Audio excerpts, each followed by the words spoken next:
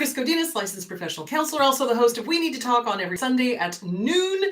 This video is for educational and informational purposes only. The views and opinions stated herein are mine and mine alone. They do not represent the ACA, the APA, or any other therapist for that matter. Boom, shakalaka, done. Hi, guys. So, let's see, announcements. So I will be in Vancouver, BC, May 20th. So go to chrisgodinez.com and you can get tickets there. I will also be in Portland, Oregon, July 2nd, which is a Sunday. So go to chrisgodinez.com and get tickets there. Let's see. Do I have any other? I think that's it. Can't think of anything else. All right. So those are the 2 dates I have right now. And current events. So as you can tell, I don't know if you can see, there's a knot. I went back to Disney. Yes, I went back to Disney after I said I would never go back. Happy Easter, everybody that celebrates. So I went back to Disney because my buddy Andrea, we've been going for years. This is like our girls' trip that we do when we go to Disney. So I'm happy to report, insanely happy to report, the magic is back. The magic is back. Iger has righted the ship. It's going in the right direction. The cast members were happy. They were helpful. They were funny. Oh my God. It was a 180 from what I went through in May. So I will be writing a letter to Bob Iger to thank him. But what was interesting is the ones that would talk with us and kind of talk about the Chapek dark history that they had to go through. Chapek made fun of anybody who had emotions about the company or about the parks or about the characters or anything. He's the one that started the whole damning or bagging on the Disney adults. Well, I hate to break it to you, Disney adults are the only ones that have the money to do this. Thank you very much. Kids don't. So it was interesting because as we were talking to the cast members, they were like, oh my gosh, they're paying us better. They're treating us better. We've got our perks back. You know, Chapek was like, oh, you get to ride for free. They thought that was a perk, you know, and took away all these other perks. So I'm happy to report Disney Magic is back. The only thing I don't like is that they are still doing the Genie Plus, which I don't like, because why should you have to pay extra on top of already being there and paying? So that I'm not crazy about. Andrea signed up for it. We did it. It did save on the lines. But then for special rides like Rise of the Resistance and Minnie and Mickey's Railroad, yeah, they charge an extra $25. So I didn't like that. But what was interesting was, like I said, is that the cast members were saying that Chapek was making fun of people who had strong emotions, making fun of the cast members that were passionate about their jobs, making fun of the cast members that, you know, enjoyed, you know, being with the public and talking to them and the Disney adults and things like that. So I would posit that Chapek sounds an awful lot like what we talk about every week. Not understanding emotions, just couldn't get it. And that's what they said. The cast members, like, it was like he couldn't relate. He couldn't get it. He made fun of them. He talked down to people that were passionate or had emotions. And there is only one type of person that I know that does that. And you and I talk about that every week. So you know what I'm saying. It's not a diagnosis. I'm just saying, if it walks like a narcissistic duck and quacks like a narcissistic duck and takes a dump like a narcissistic duck, you're probably dealing with a narcissistic duck. So the good news is he's gone. It's gone. The magic is back. The cast members were wonderful. They were lovely. They were so nice. And it was so nice to be back in that magic. It really was. So anyway, that's what I wanted to let you guys know. So that's what I did this week. So that is my current events, because honestly, oops, my battery is dying. Honestly, it's the company got run down by somebody who wanted to make their mark, wanted to be known for making all of these amazing changes and this, that, and I saved the company so much money. Well, at the cost of really bad press. And that's what people who are not emotionally cognizant do. So anyway, that's all I'm going to say about that. So it's safe to go back to Disney now is basically what I'm saying. So anyway, there's that. Okay, let's talk about the games that narcissists play. So I had several people writing in and going, what is the difference between somebody who self-harms because they're having a hard time expressing themselves, and somebody who self-harms to manipulate. Two very different things. So let's talk about that. So self-harming, cutting, burning, doing things to hurt yourself, that kind of thing. There's two ways of doing it. So when somebody has a difficult time expressing emotions, cutting is often a way to express that emotion. It's not a healthy way to do it, not a healthy way to do it, but it's what they do in order to get that emotion out. Usually anger, usually sadness, not knowing what to do with it. So they cut, and it's a release. Okay. And big difference between the way the abuser uses it and the way that somebody who is unable to express their emotions uses it.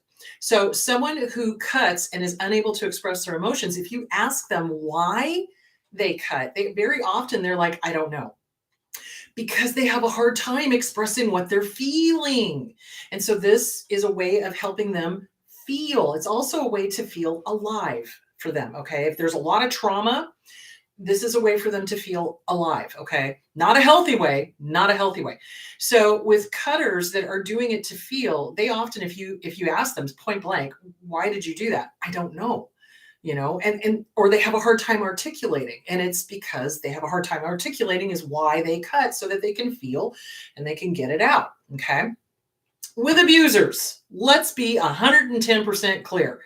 And also too, going back to cutters that cut because it's a way to cope with things, there's usually a lot of shame involved in it, and they try to cover it up. Like, I had this one client that came in middle of summer. Now, please realize in Phoenix here, it's 120 freaking degrees in the middle of summer, covered up head to toe. And the first question I asked is, do you ever self-harm? And she looked at me like, how did you know?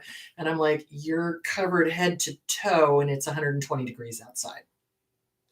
Let's talk, And so we started talking through the family history and all the trauma and this, that, and the other thing. So, but that is an indication. People that, usually cover them up and have some shame about it, because the family shames them. So it's a whole thing. It's a trauma response. Let's be clear. Cutting is a trauma response. Cutting is a trauma response. Healthy people are able to access their emotion. Kids that have been shut down, excuse me, kids that have been shut down, kids that have been abused, kids that have a lot of trauma. Oh my gosh, I'm going to sneeze. Maybe not. Okay. So kids that have been shut down have a lot of trauma. They tend to cut. Oh my goodness. Pollen like nobody's business. Anyway. So, and so there's a lot of shame about it because the family shames them on top of all the trauma. Don't get me started. So the way an abuser uses self-harm is that they are loud about it, and they will tell the family or tell the target of abuse, I hurt myself because of you. I did this because of you. If you leave me, I'll kill myself. That's their line of absolute manure. You know what? I forgot to do my BetterHelp thing. Damn. Okay, hold on. My sponsor is BetterHelp, BetterHelp, betterhelp.com/Chris Godinez. They're awesome. They're international. They're everywhere. So betterhelp.com/Chris Godinez. Okay, got it out of the way. Sorry. Okay. So it's a completely different reason why somebody trauma response over here intentionally manipulating over here. And I think this is where abusers really use that gray area. Okay, so a lot of people have a mistaken thought that people that cut are manipulative. No, they're trying to express themselves. The difference is that with an abuser, they will be loud about it. And you made me, and you this, and you, if you don't do what I want, I'm going to hurt myself. If you don't do what I want, I'm going to kill myself. Okay, do you see the difference? So it's a manipulation on the part of the abuser. It is not a manipulation on the part of somebody who's been traumatized, that's covering it up and trying to hide it and, just doing it to feel, basically. Abusers don't feel. Abusers don't feel. So they're using that as a fear tactic. So what they will often do, so like, for example, if there is an abuser who is drug and alcohol user, okay, they're drug and alcohol user, they're getting thrown out of the house or they're being asked to leave, what they will do is they will turn to whoever is giving them shelter.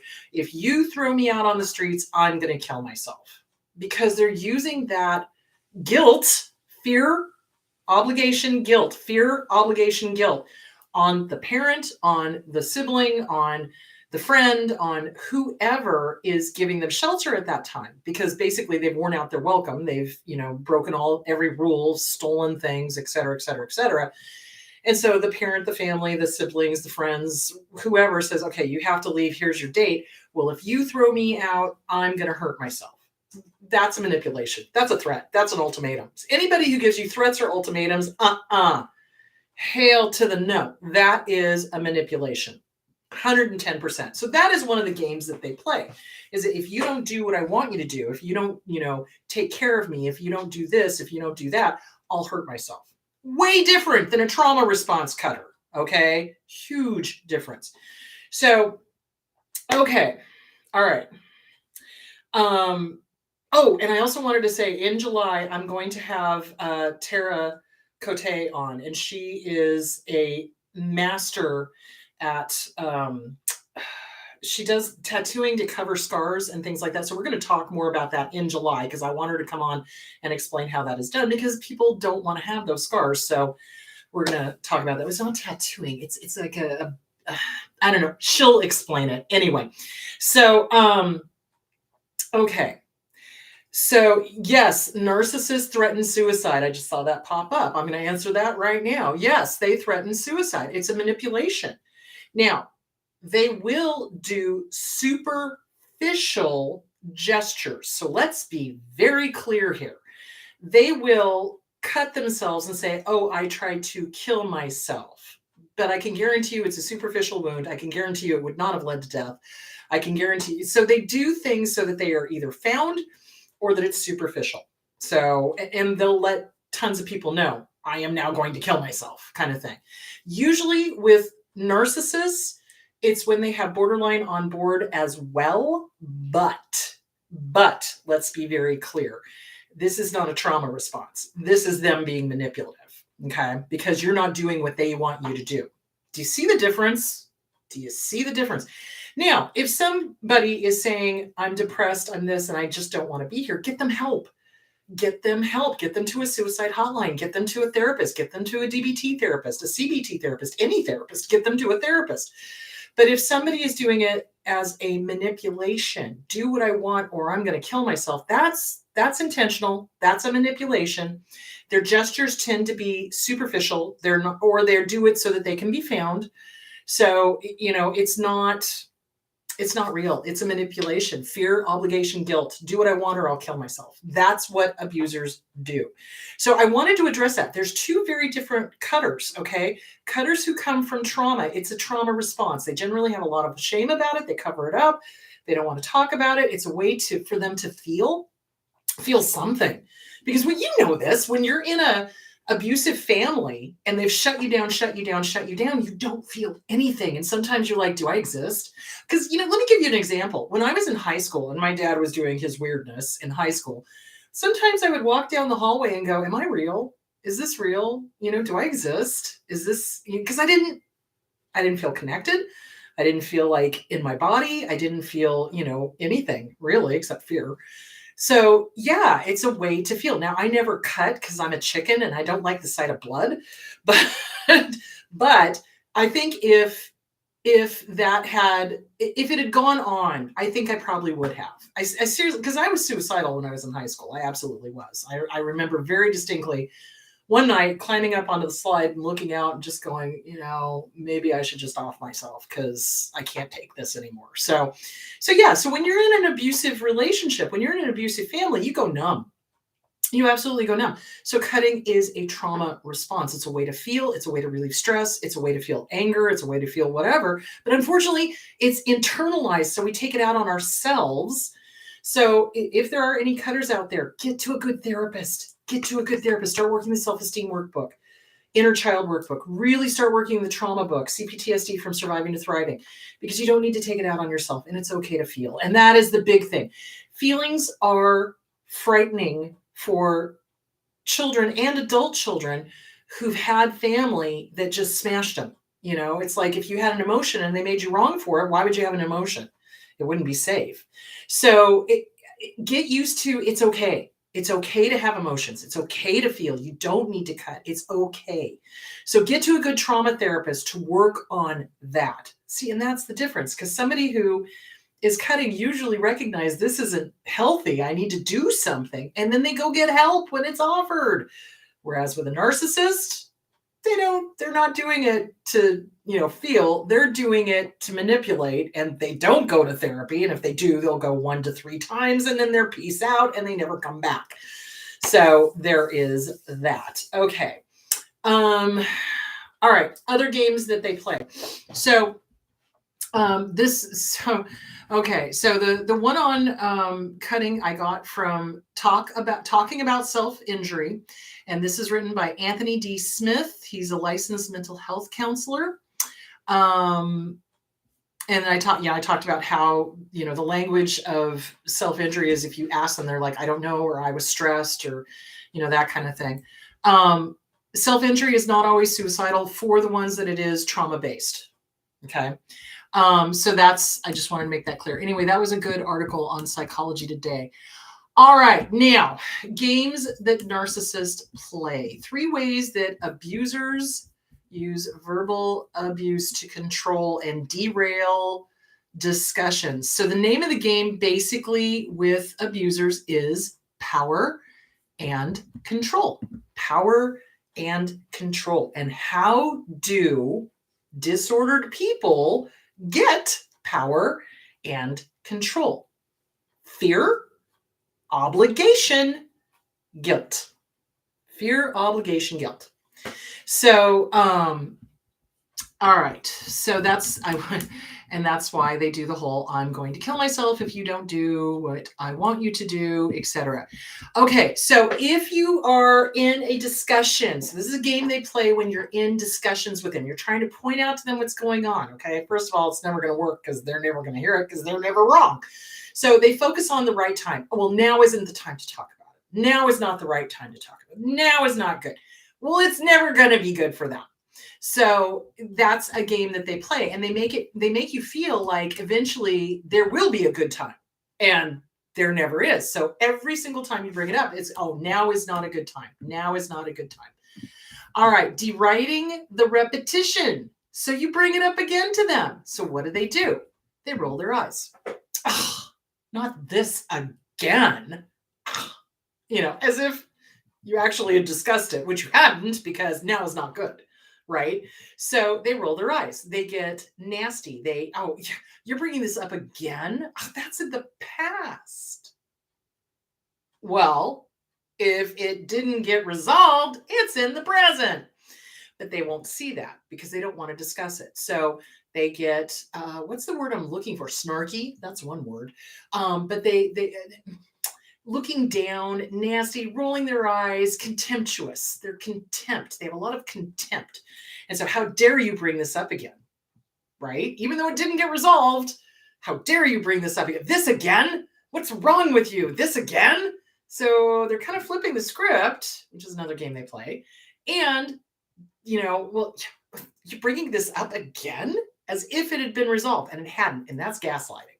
So they do that. Sleight of hand, the blame shift. And when they do this, they do word salad. So word salad is this again, and you're always doing this, and this is your fault. Boom, there's the shift. So it was like word salad, boom, it's your fault. So that is something to keep in mind. And verbal abuse need not involve a loud voice. They can be very quiet about it. So it's not always yelling. Sometimes it's like, really, this again. You always do this to me. Why do you always do this to me? Now is not a good time. And you know what? This was your fault anyway. Whoa, what the actual? Oh my God. That's what they do. That is what they do. So that is one verbal game that they play. All right. Why narcissists play games? It's about power and control. It's like every single article. So here are some examples of game playing: being hard to reach or ghosting, demanding that you respond to every single text instantaneously. And this is again on Psychology Today. This is who is this by? Darlene Lancer, LMFT. And this is called Why Narcissists Play Games with Your Heart. Going hot and cold, pursuing, then distracting, such as becoming slow to return calls or texts, or only sending short, impersonal texts. And this is for like romantic. I want to make that clear.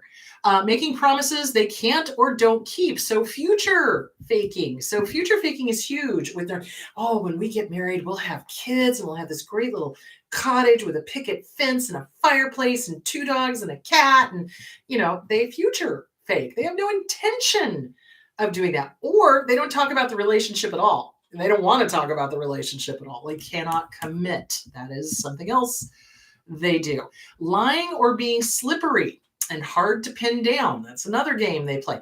Basically, and this is what I'm going to be talking more about next week, is the pathological lying, because people are like, I don't understand. How can they lie to my face? How can they do that? We're going to talk more about pathological lying. We're going to talk about what to look for, how to spot a liar, basically. So that one's going to be called lie, lie, lie. Lie, lie, lie, lie, lie, lie, lie. If their lips are moving, they're lying. Maybe I should call it if their lips are moving. I think maybe that's what I'll do. If their lips are moving, they're lying. So they play games like that. They lie sometimes just to see if they can get away with it. Because remember, it's a power and control game. Power and control is the name of the game. And fear, obligation, and guilt is how they do it. Being very seductive and moving incredibly fast in the beginning, but then as soon as they have the person, the affection drives up, sex drives up, it's gone. All right, refusing to discuss the relationship, flirting in front of you, disrespectful. If you're with somebody, you're with somebody. You don't take your glasses and go, oh yeah, I'm gonna get a piece of that. Mm-hmm. No, but they do. They will actively in front of you ogle people, flirt with them, the whole thing. Why? Because they're looking for their new supply. Even though they've got the target, they're like sharks. They're predators. It's like they're always like, where's my new supply? Where's my new supply? Where can I get my new supply? Oh, look, there's a new supply. And they'll start. And plus the fact they need a harem. They have a rotating list of people that they keep on the line, and they just go back through. So yeah, they're just dog-faced banana patch, honestly. Okay. All right. Okay. Flirting in front of you. Okay. Hiding you from friends and family. They will not introduce you to their friends and family. That's a huge red flag.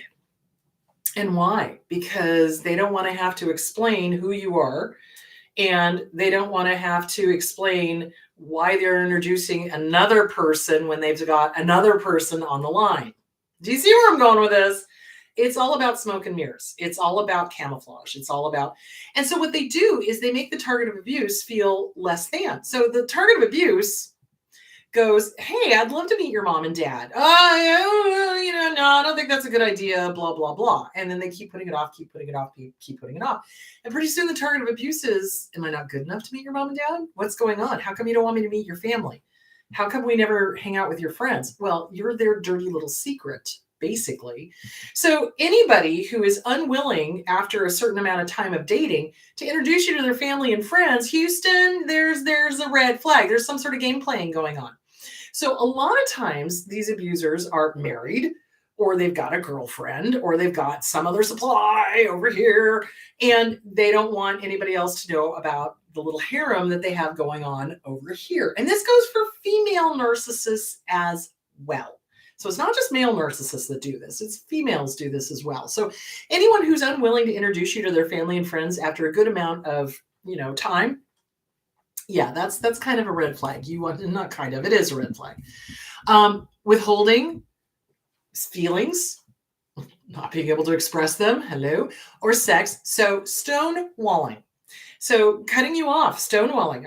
I don't want to talk to you. Yeah, that's a game play. That's playing games because that's getting you to do whatever they want. So if you do something they don't like and they stonewall, then that is a manipulation. That is a way to make you hurt so that you will be begging them for attention. And so that when you finally get their attention, you're so grateful. You're like, oh, thank God, because stonewalling activates the same shunning, activates the same pain centers as physical pain.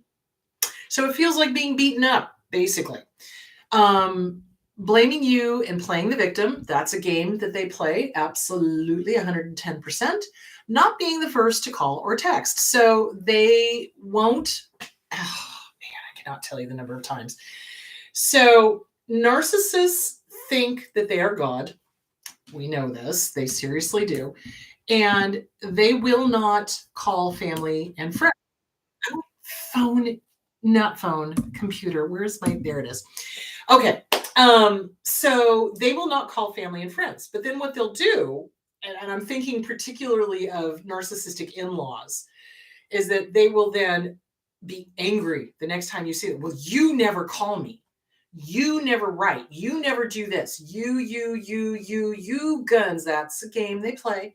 So narcissists never reach out, which is crazy because they want the attention, but they don't want to be the one to reach out to get it.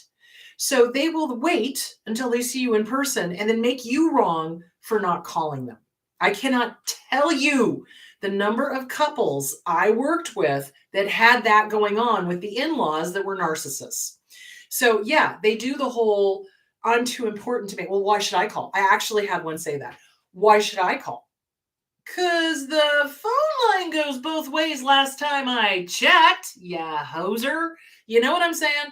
So, and that was the BS. It was, I'm too important to call. But you're going to make them wrong for not, no, So no contact, no contact, no contact. If somebody's playing that game, no, power and control. So again, it makes them feel powerful if you reach out to them rather than there is that. Okay, so here are some more games that they play. The narcissistic formula. You get to choose how you lose. And this is by Jeremy E. Sherman. He's a PhD. I love that title. I think it's great. The narcissistic formula. You get to choose how you lose. So basically, here are some examples. Within my framing, you're wrong. Frame it any other way, and you're wrong. So it's like they've got an idea about this. And if you say, that you disagree with them, you're wrong. There's no give and take with a narcissist. There's no back and forth with a narcissist. Okay. They don't have discussions. They have audiences, basically, because they're the king or queen. So you can't have a civil discussion with them and disagree with them because everyone literally has to think and believe the way that they do. I'll give you an example. So one time with a family member who I shall not name, I was making a grilled cheese sandwich. And some people make it with butter. I made it with mayonnaise. And because I made it with mayonnaise, this person would not leave me alone. Well, why are you making it with mayonnaise? How dare you make it with butter? I make it with butter. Okay, how nice for you. I do it with mayonnaise. And it was like they couldn't get it. And it was driving them crazy that I did not do things the way they did. That is what narcissists do. And so that's kind of an extreme example, but it's kind of the same thing. It's like you cannot have a differing opinion. You cannot have, on anything, like from how to make a grilled cheese sandwich to politics, to religion, to whatever. Okay. Number 2, you lose because you didn't meet my nitpicky standards. If I say you don't meet them, you lose because you're too nitpicky. What? Yeah, double standards galore. So in other words, they're nitpicky, you're not good enough. But then if you say what they're doing doesn't, meet your standards, well, you're too picky. You're too this, you're too that, you're too emotional, you're too blah, blah, blah. Hello. But to them, everybody around them has to be perfect. And that's a game. Nobody's perfect. Nobody is perfect. Considering all the framings, mine's the best because within my framework, my framing says it's the best. So again, you can't win. So in other words, they're like, let's say for religion, for an example, they'll say, well, my church says that you're going to hell if you don't believe the way I believe. And if you can't win, you cannot win. Don't try. Don't play. Don't play. The best way to win is to not play. My passion for achieving greatness is the strongest, which proves I'm an expert on how to achieve greatness. If you don't believe I'm the expert, just look at my passion. Traffic. Anyone? Oh God. Yeah. So basically it's, yeah. And it's, yeah. So they're basically saying, they're right. I'm right in everything. You shouldn't question me. How dare you? How dare you question me? I know everything. And if I don't, it's irrelevant. So that's another game that narcissists love to play is I am the expert on literally everything, right? If you guys ask me a question and I truly don't know the answer, I will be like, I don't know that. Let me go research it and I'll get back to you. Because I don't know everything. I don't. I mean, there are some areas of psychology that are not my strong point. So, yeah. They are literally know-it-alls. Know-it-alls. They know everything about everything. And half the time, if you ever really listen to one of these jackwagons, they're talking out of their hind end and they don't know jack diddly squat, but they figure if they do enough word salad, it sounds like they do. But you have to listen to the content, not just the context. You have to listen to the content. What are they really saying? Is it word salad? Does it make sense? Do they really know what they're talking about? Oh, hell no. So yeah, that's something that they love to do. I will get to the questions in just a moment. Okay. So this is something that cult leaders do. Any law that hampers me proves that I serve a higher power.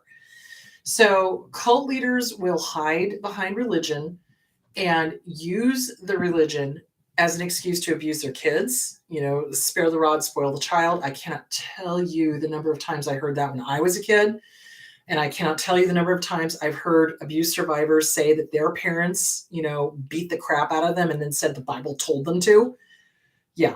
Or some religion told them to. I'm not picking on Christians. I want to be clear here. Abusers will use whatever religion suits their purpose. Okay. Whatever religion suits their purpose to abuse. All right. So communal narcissists use that, the cult leaders, that kind of thing. I always win because when I lose, it doesn't count.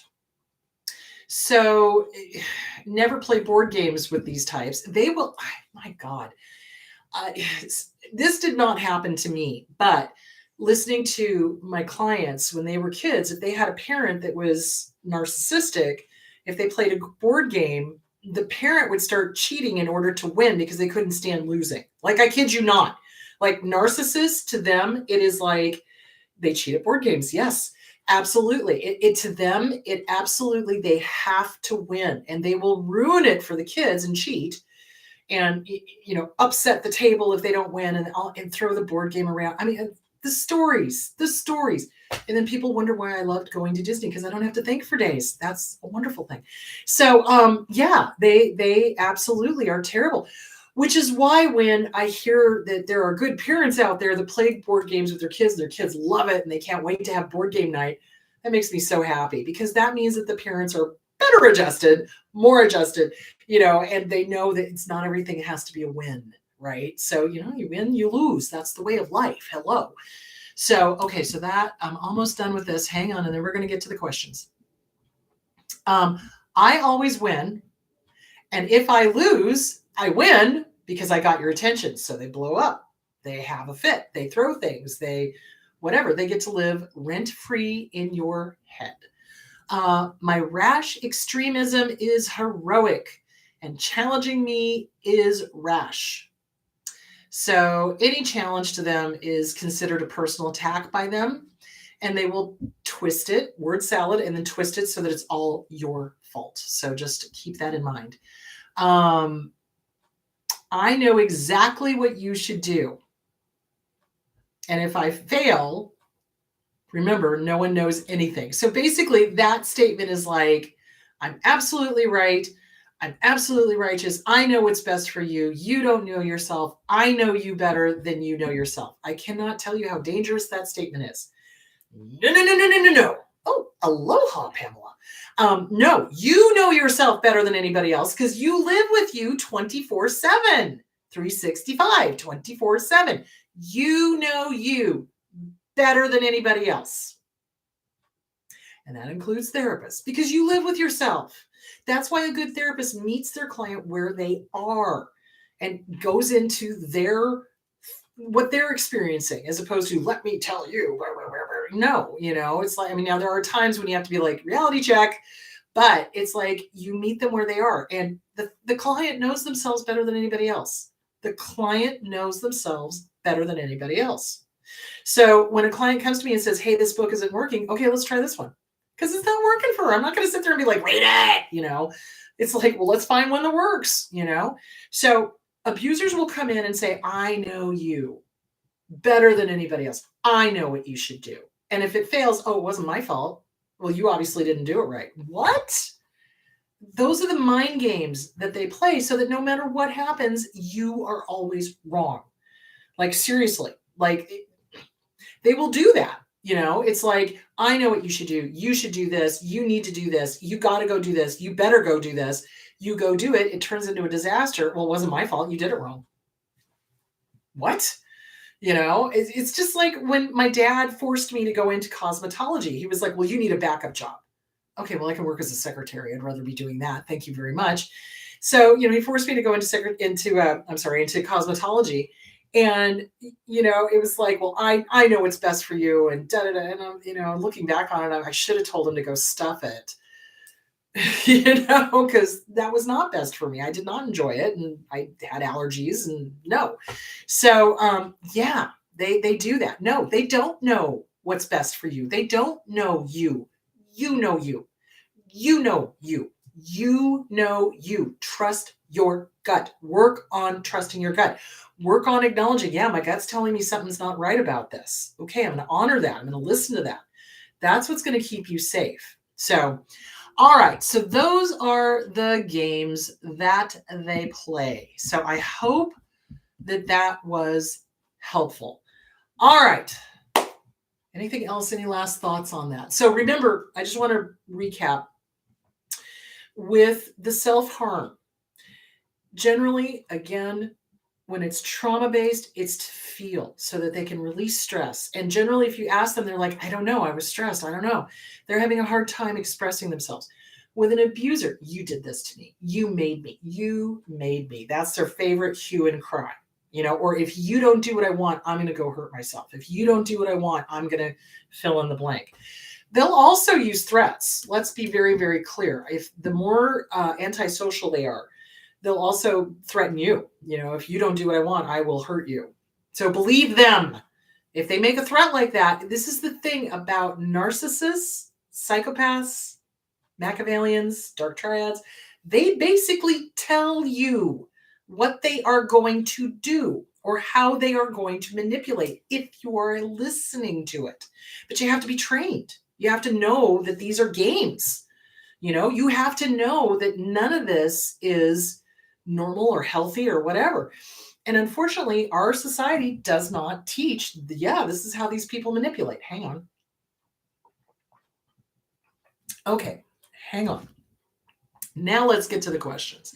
So there's a big difference. So this is to the ones that do it out of trauma are to feel something because they've been smashed down so much that they don't feel, and it's a way to feel, and it's to relieve stress and things like that. And that can be worked on, which is good. Get to a good trauma therapist. When it's a narcissist doing excuse me, what they do is, I'm going to hurt myself if you don't do what I want you to do. If you don't do what I want you to do, oh, look, I hurt myself. It's all your fault. Yeah, that's what abusers do. It's a manipulation. It's fear, obligation, and guilt. And they do that to force the parent or the partner or the friend or whatever to toe the line. So if there's any sort of condition involved, it's manipulative. Okay. Over here, there's no condition involved. They're doing it to feel. Over here, there's a condition involved. Does that make sense? So there is that. All right. Okay. So those are all the games. And I would seriously go look up those articles and read through them, because that's the games that they play. That's what narcissists play in order to manipulate and control and to always be right. So, and watching a person play a board game tells me everything I need to know about them. If they're having fun and it's great, okay, cool, this person's okay. If they're, angry and competitive and they have to win, oh, Houston, we got a huge problem. You know what I'm saying? So there that is. Okay. Do narcs threaten suicide? Yes. My late narc mother was often threatening with suicide when I was younger. And when she was old, she kept saying she had enough, wished she was dead to get sympathy. Yes, absolutely. How do I explain this? So it's a way for them to get attention. Generally, what I have found, not always, because every case is different, but in the cases where someone did attempt suicide, they didn't say a word. They didn't say a word. Not a word. And with older people, when they're getting ready to kind of go, like cross over, they start giving away, really intensely personal items. That's not suicide. That's them getting ready to go, like pass on. So they start giving away items, but with somebody who is truly intent on killing themselves, they don't tell people. They don't tell people because they don't want to be found. They don't want to be interrupted. So, yeah. So when narcissists do it, again, it's an ego thing. It's a sympathy thing. It's a look at me thing. It's a, and it'll be a superficial gesture if they do it. A lot of times it's, I'll do it. I'm going to do it myself. I don't want to be here. Nobody loves me. I'm going to go to the garden and eat big, hairy, scary worms, whatever. That's kind of what narcissists do. So narcissists, remember, they can flip back and forth between how they do their narcissism. So overt is over the top. Look at me, look at me, look at me. Covert is the victim. It's the constant victim. Nobody loves me. Everybody hates me. Nothing is ever right. Oh, look, this went wrong. Oh, look, that went wrong. They're always talking about the negative, and they're always, looking for sympathy. Pay attention to me. Give me sympathy. Oh, poor you. That's what they're looking for. Those are covert ones. Communal ones, like I said, use religion. Any religion. It could be Buddhism. It could be New Age. It could be, there's a whole bunch of cults out there that are New Agey and, oh, good Lord. Yeah. That communal narcissists that, tell their followers to kill themselves and, drink Kool-Aid and all this sort of stuff. So communal narcissists. Yeah. So they can flip back and forth depending on what gets them what they want. It depends on what works, basically. So they're manipulative in that they can flip literally from overt to covert to communal. So if the overt stuff doesn't work, they'll flip to the victim stuff, poor me, and then, oh, God told me. You need to do what I want because God told me, that kind of thing, or Buddha or whoever. So yeah, they flip back and forth between whatever they think is going to get them what they want. And generally the covert ones go for the sympathy. So, and do they do this suicidal ideation? Yes, absolutely. If they do a suicidal gesture, it's going to be superficial because a narcissist cannot imagine the world without them. Yeah, they're that narcissistic. You betcha. Okay. Do narcissists say you said certain things while they said it? Absolutely. Well, they said it themselves earlier in the conversation or earlier in the day. It seems narcs accuse you of saying things, especially in front of others. Yes, that is gaslighting. So they will have said something, or they will say, oh, you never told me that, when you've told them 100,000 million times. It's gaslighting. Oh, I never said that. Oh, no, you never said that. Oh, they never said that. They gaslight. So that's gaslighting. And they will do it in front of an audience. So remember, the more overt they are, the more they need an audience. They need somebody to cheer them on. They need somebody to play to. So they enjoy starting stuff in front of other family members. This is why family gatherings are often a minefield, I think, especially, Christmas, Thanksgiving, maybe Easter, but, which is today, but they need an audience. And so that's why they will start. I can't tell you the number of times my dad would out of the blue, literally decide that he was going to hit me for apparently no reason, just because I said something he didn't like. Or I don't know, I looked at him wrong. I don't know. In the middle of dinner, like a family dinner, he would just backhand me. And the one that comes to mind is we were eating outside. There was family over, and he did it again. And I don't know what I said that he didn't like, but boy howdy, he backhanded me. And he was a big guy. He was 6'5", and he had hands like frying pans.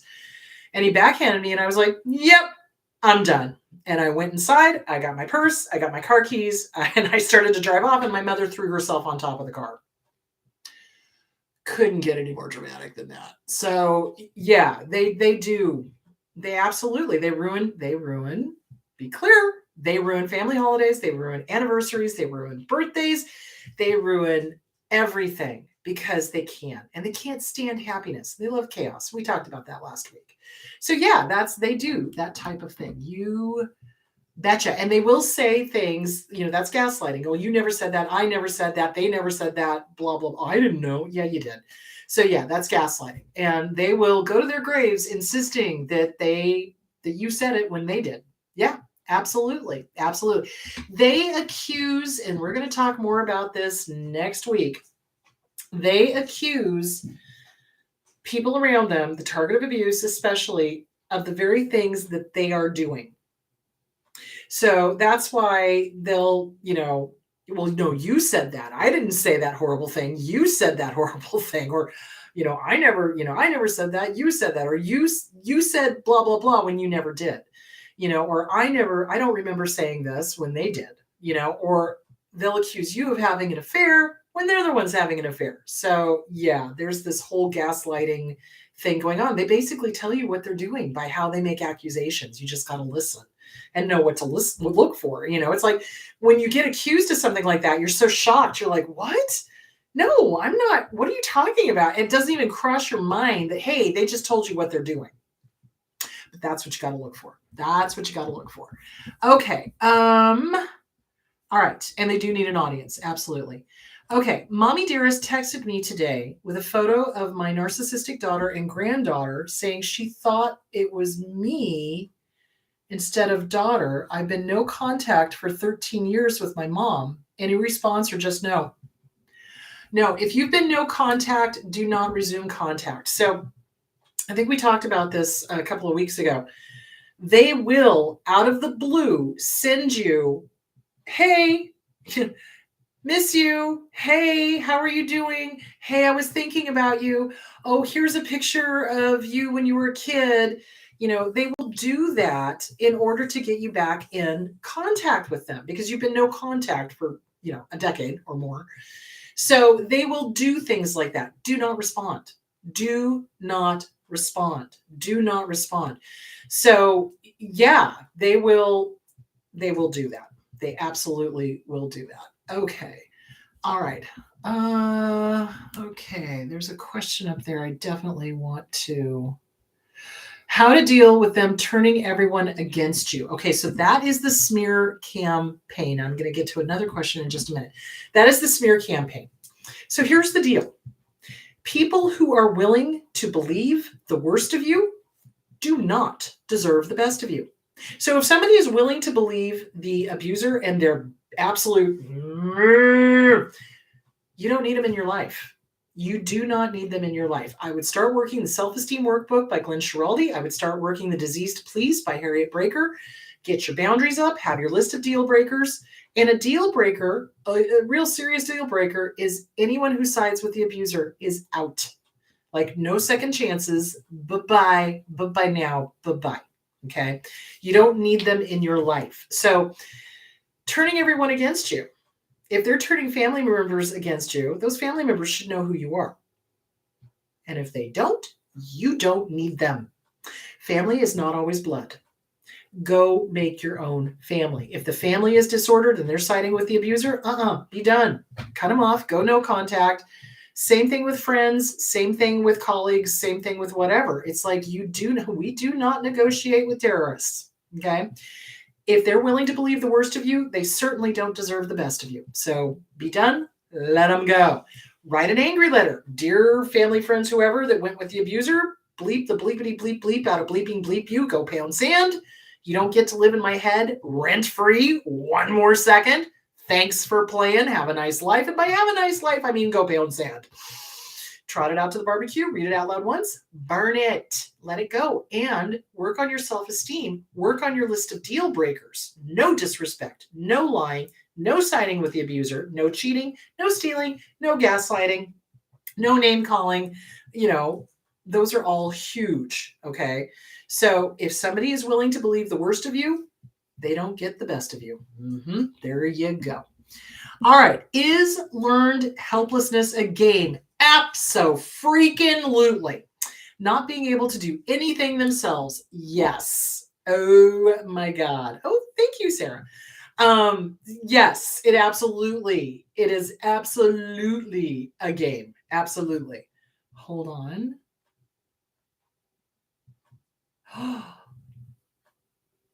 Yes, I'm so sorry, sweetheart. Oof. And we're going to talk about that in just a second. Hold on. Okay. So it is a game. It is a game. They do know how to do stuff for themselves. They just don't want to. So my grandmother, Bertha, oh God, she was a nightmare. She was my mom's mom. She was absolutely a narcissistic POS. Abusive, not nice, didn't like her. Oh my God. She lived with us from the time I was 10 until I moved out.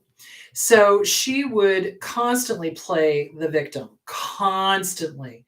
Oh, I'm so feeble. I'm so, because if you turned your back, that much was dancing. I mean, she was moving around like crazy. She could get around. She just was trying to make everybody wait on her. And she insisted on that. She would demand that the entire family wait on her hand and foot. And my mother did. And I'm like, what is wrong with you? She is out dancing when you're turning your back. I mean, seriously. So yes, they learned helplessness is absolutely a covert narcissistic way of doing that. It is a game. They do it to see if you'll play the game. Don't. Absolutely do not. And make them do it themselves. Absolutely don't play the game.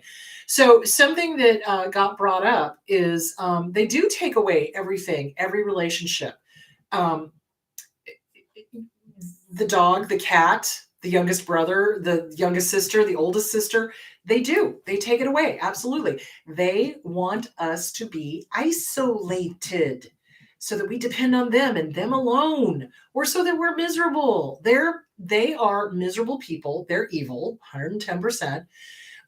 They do abuse pets and dogs and cats and take them away from us. And, oh no, you can't have it. You don't have the right situation. I'll take care of it. But then the dog or the cat gets killed, which has happened more often than not, or they don't take care of it well or whatever. And they break off every relationship that we've ever had, whatever family members. They turn people against us. They lie. If their lips are moving, they are lying. So yeah, absolutely. 110%. They do that. And that is a game. It's the isolation game. It's like, I'm going to see who's on my side. And if I have more people on my side, you lose. That's exactly what they're doing. So when they're doing the smear campaign and they're trying to turn people against you, they're sitting there taking tallies of who's on their side. Seriously. So don't play. You just cut them off. You be done. It's like, okay, you want to side with an abuser? Pound sand. Bye-bye. Bye-bye now. That is the best way to do that. So there is that. I hope that answers the question. Okay, it looks like we've got them all. So next week, I want to talk more about the lying. I want to talk more about trusting your gut when they start lying, because we get that feeling, it's kind of like, wait a minute, this doesn't feel right. And then they gaslight you and say, oh no, trust me, and you can't. So we're going to talk more about the lying. So if their lips are moving, I think is what I'm going to name it. If their lips are moving, they're lying. So we're going to talk about the lying. We're going to talk about pathological lying. It is not in the DSM, but they do that. So it just drives me crazy. Anyway, so there is all that. I hope you guys have a great week. Disney is safe to go back to. I am so happy. Thank you, Bob Iger. And damn you, Bob Chapek. So anyway, have a great week and take care of yourselves. Drink plenty of water. And I will talk to you next Sunday. And we will be talking about if their lips are moving. All right, guys. Take care. Bye.